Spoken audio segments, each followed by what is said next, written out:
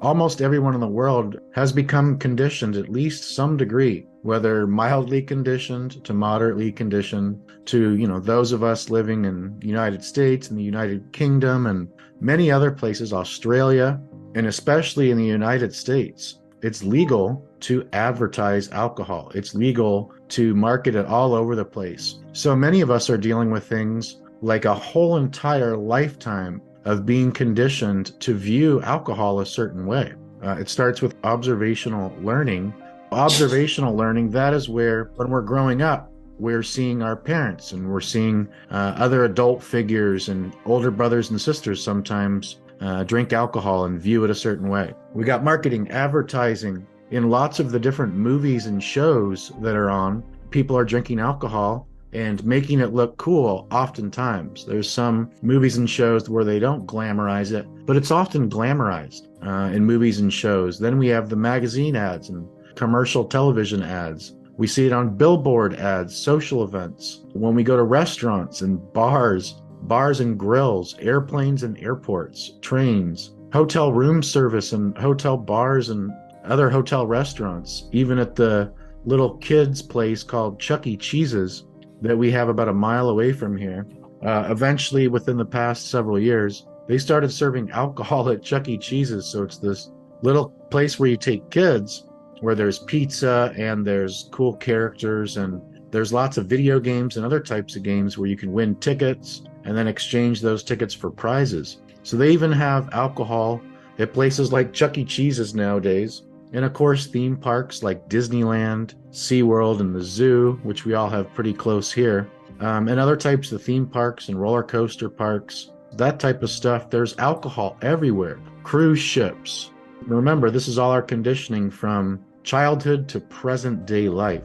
Weddings, graduations. Not only is this how we become conditioned, but these are many of the different social situations in which alcohol can play a huge part. It really depends on your values and your hobbies, the people you spend time with, your relationships. With me nowadays, it's become just super easy to not drink because I don't really hang out with anybody that drinks. On Thanksgiving, my dad was drinking beer, my sister and her boyfriend were drinking beer, but I could care less about it.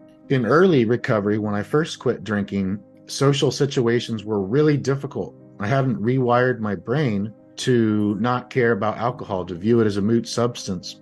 So typically at the beginning for people, when they're trying to quit or when they have quit, typically the more somebody is hanging out with people that are drinking and going to these places, these social events where there's alcohol involved, the more of those triggering environments at the beginning, typically the harder it is to avoid them. Let's say, for instance, during this holiday season, let's say you have 3 different social interactions in a week where people are drinking. That just makes it exponentially more difficult. Usually when you have to practice the refusal skills and techniques so many times in 1 week, eventually our willpower can start to go down and down.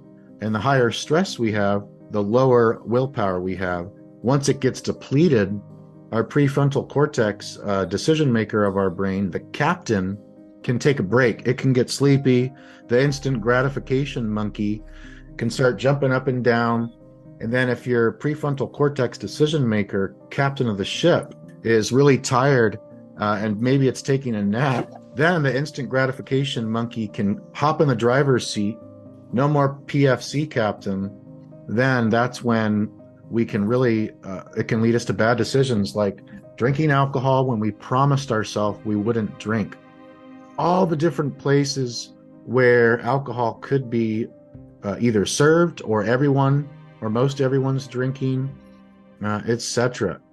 So you might know this about me, you might not, but I quit pretty much opioids, benzodiazepines, and alcohol, and other drugs as well, but those are my 3 primary ones. It's interesting that I had the easiest time giving up heroin and other opioid analgesics, whether they're RX prescription opioids or whether they were heroin or fentanyl or other illicit street opioids. Now, I had the easiest time giving up drugs, basically, because they were out of sight, out of mind. When I first quit, I was living with my parents. I stopped hanging out with all my friends who drank and used drugs. That's the main reason, at least for me, that the first several years, many, many, many years, I was in and out of recovery, in and out of abstinence, because I continued to hang out with my circle of friends that's what they did. They drank and used drugs. And so I had to cut those people out for myself. And then, yeah, living at my parents' house, they didn't drink. And so here I was in this environment where there was no drugs a part of it whatsoever. So it was very easy for me to quit drugs. Alcohol, like I said earlier, it's more omnipresent for a lot of us. At the time I was living, we had liquor stores and grocery stores and bars and restaurants that had alcohol. Every block or two, it was just littered. I live in a close to a beach town where the whole entire main strip is bar, wine tasting places, bar and grills, restaurants with alcohol, more bars, 2-story bars, 3-story bars, all the way down to the beach. It's just crazy. So that's why for me, alcohol was, I had to be more perseverant and really strategic, because it's, in most of our lives at least, alcohol is just a big part of at least getting conditioned, at least when you're watching the media, when you're watching TV, when you're watching shows, going to restaurants. It's pretty much close to impossible, or even impossible for some people, depending on their lifestyles, to avoid alcohol. And then we have amateur sports events, professional sports events. Lots of time they serve alcohol. And there's holidays like 21st birthday, unofficial holiday, things like Thanksgiving, Christmas, Halloween parties, St. Patrick's Day. Back when I used to drink, all of these different holidays were big triggers for me, because I was going to be hanging out with people usually that were drinking alcohol. And I felt I wanted to be able to drink, but I wanted to be able to drink responsibly. I wanted to be able to have fun drinking on these holidays with people that I loved and these other venues. And I really felt defective. I felt, what's different about me? Why can't I control it? Because I tried for years and years and years to not drink, or to drink responsibly, or to only drink after 5 p.m.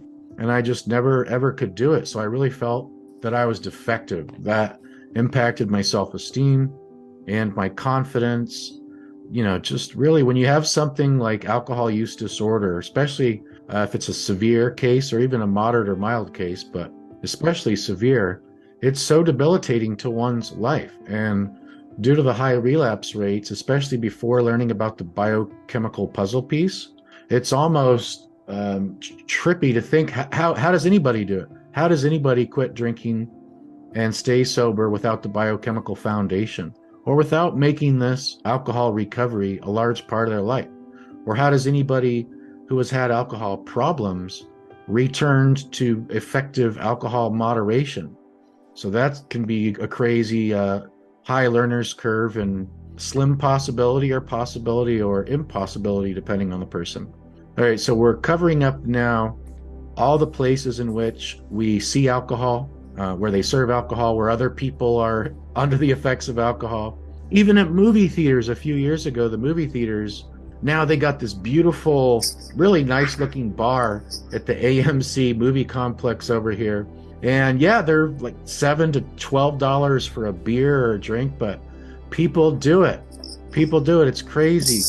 Alcohol, where I live in San Diego, California, this is a tourist destination with great weather. I'm telling you, if I can quit drinking alcohol living around here at the age of 32, anybody can quit drinking anywhere.